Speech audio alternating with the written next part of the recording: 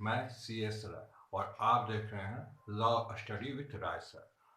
आज हम बात करेंगे वैदिक सभ्यता पार्ट 2 अर्थात रिंग वैदिक सभ्यता के बारे में।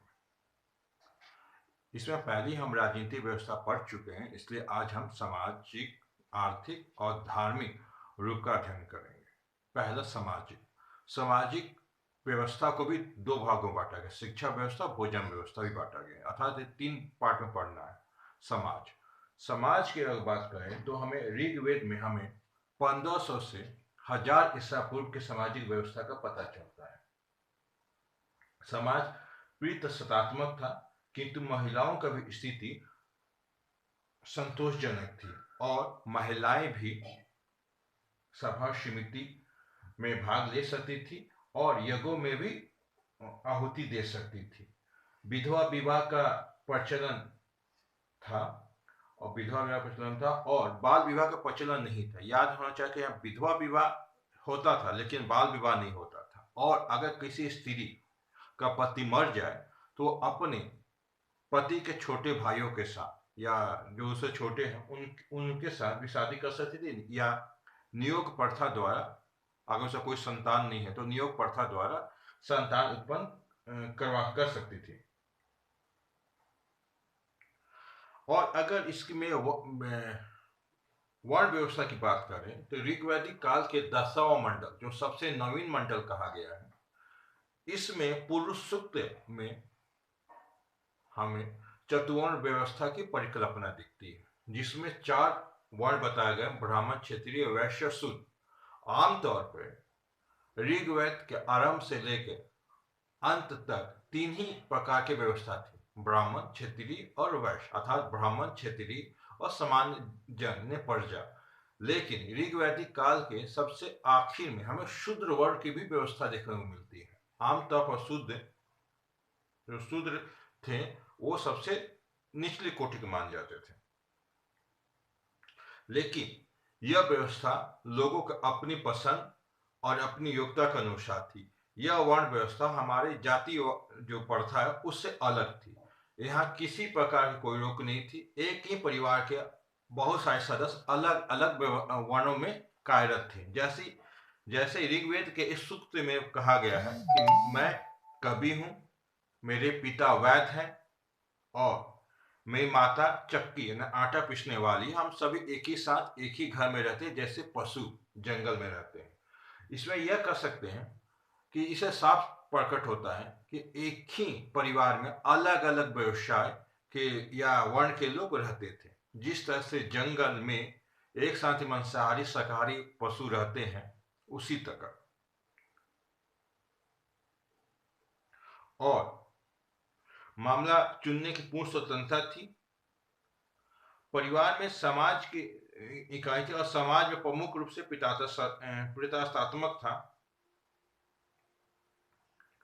यहाँ यद्यपि बेटियों को संपत्ति मिलती थी, बेटी की संपत्ति देने का कहीं कोई जिक्र नहीं है, लेकिन अगर किसी को सिर्फ पुत्री है, पुत्र नहीं है, तो अपनी संपत्ति अपनी पुत्री को देता था।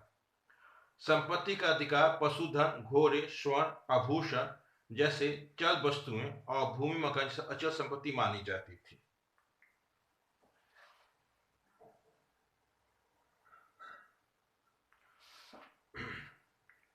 वर्ण शब्द का प्रयोग को अगर देखें तो रंगों में भी होता था।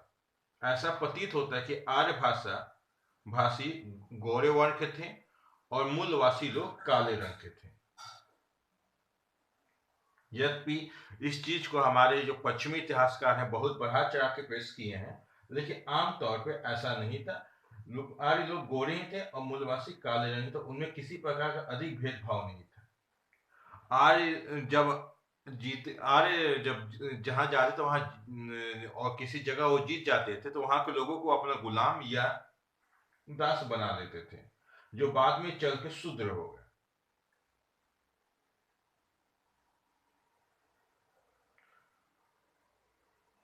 पुरोहितों को दक्षिणा में दास और दासियां दी जाती थी जो उनके लिए काम करते थे। अब हम बात करेंगे सामाजिक व्यवस्था में ही शिक्षा खंड का। गुरु का घर ही आमतौर पर बच्चों का या विद्यार्थियों का विद्यालय होता था। बच्चे बालकपन अर्थात 5 साल की अवस्था के बाद या उससे भी कम या अधिक अवस्था के बाद गुरु आश्रम में चल जाते थे और शिक्षा को ग्रहण करते थे। जब उनकी शिक्षा पूर्ण हो जाती थी तभी वह अपने घर को वापस आते थे। शिक्षा इसको आश्रम भी बोल सकते हैं। वहां अपने शिष्यों को गुरु विशेष पवित्र का पाठ करवाते थे। शिष्यों द्वारा जो छात्र थे वो पाठ को बार बार बोलकर कंठस्थ करते थे। यह शिक्षा मौखिक होती थी, मौखिक पठन पाठन के तौर पर होता था, लिखित नहीं होती थी। और उच्चारण का विशेष महत्व दिया जाता था। शिष्यों को मौखिक परंपरा का स्मरण तथा विशुद्ध उच्चारण पर अत्यंत बल दिया जाता था। इसे प्रशिक्षण और शिक्षण व्यवस्था के मौखिक परंपरा के बल पर इतना विशाल वैदिक साहित्य को सुरक्षित रखा जा सका है। पुरुष और स्त्री दोनों ही शिक्षा ग्रहण करती थी। लोपा मुद्रा अपाला घोषा विश्ववरा नामक ऐसी महिला विदुषी थी जिनकी विदुता का प्रभाव सभी मानते थे। वैदिक सभ्यता में जो अब हम बात करेंगे वो है भोजन व्यवस्था अर्थात खाद्य और पेय व्यवस्था। उसमें क्या थी? दूध और दूध से बने पदार्थ दही मक्खन घी आदि आहार के मुख्य भाग थे ही। और दूध में पके हुए अन्न जिसे सीर पाक मोदनम भी कहा गया है का उल्लेख मिलता था। गेहूं और जौ प्रमुख फसल थी भोजन की, यह भोजन व्यवस्था थी।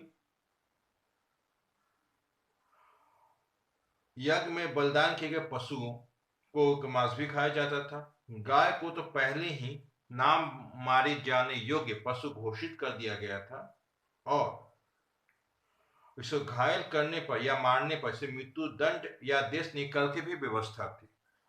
सूरा और सोम उस समय पिए जाते थे या आमतौर पे कोई त्योहार या कोई उत्सव में ही पिए जाते थे, लेकिन इसकी निंदा की गई है क्योंकि सूरा और सोम के प्रभाव से, क्योंकि ये मध्य पैर थे और इनके प्रभाव से लोग कभी कभी आपस में झगड़ा करने लगते थे। अंततः इसका वहां बुराई किया गया। आमतौर पर माना जाए वर्तमान समय में जो खाद्य व्यवस्था थी चावल को छोड़कर, वही व्यवस्था उस समय थी खाने पीने को लेकर। अब हम बात करेंगे इसके आर्थिक व्यवस्था की। आर्थिक व्यवस्था की बात किया जाए तो ऋग्वैदिक काल में आर्थिक जनजीवन कृषि पशुपालन वाणिज्य व्यापार पर निर्भर था। हल जोतने और गाड़ी खींचने के लिए बैलों का उपयोग होता था, तो रथ खींचने के लिए घोड़े का उपयोग होता था। घरेलू पशु के तौर पर गाय भेड़ बकरी कुत्ते इत्यादि का। ऋग्वेद में खेती का बहुत ही अधिक महत्व था और हल में कभी कभी एक साथ 6 या 8 या 12 बैल जोते जाने का भी साक्ष्य मिला है। ऋग्वेद में कई प्रसंगों में प्रतीत होता है कि वहाँ सिंचाई की व्यवस्था बहुत ही उत्तम थी। आमतौर पर व्यापार वाणिज्य किसी प्रकार का लेन देन वस्तु विनिमय प्रणाली पर आधारित थी। व्यवसाय में मिट्टी के बर्तन बनाना कुम्हार, बढ़ईगिरी बढ़ई, धातु काम करना सुनार और चमड़े काम वालों की भी बारे में हमें जानकारी मिलती है। लेकिन ऋग्वैदिक काल आरंभिक काल में केवल तांबे के बारे में हमें जानकारी मिलती है, जिसे हम अयस शब्द का प्रयोग हुआ है। तांबे के लिए लोहित अयस को कहा गया। बाद में जब लोहे का प्रयोग होने लगा तो इसे साइम अयस कहा जाने लगा। ऋग्वैदिक काल में वाणिज्य व्यापार होता था और व्यापारियों को वणिक कहा जाता था और सूदखोर जो होते थे, जो सूद पर पैसे है, उन्हें वेकनॉट कहा जाता था। और उस समय एक इंद्र की मूर्ति यानी प्रतिमा के लिए 10 गाय की कीमत बताई गई है और 100 निशंक के दान का भी उल्लेख मुद्रा सकलपरा में खोजी जा सकती है। तो आज हम सामाजिक आर्थिक का बहुत ही संक्षिप्त व्यवस्था पर है, व्यवस्था के बारे में हम अध्ययन किए। अब अगला वीडियो हमारा धार्मिक दर्शन पे होगा, तो वो भी देखिए, वो भी तुरंत आ रहा है। नमस्कार।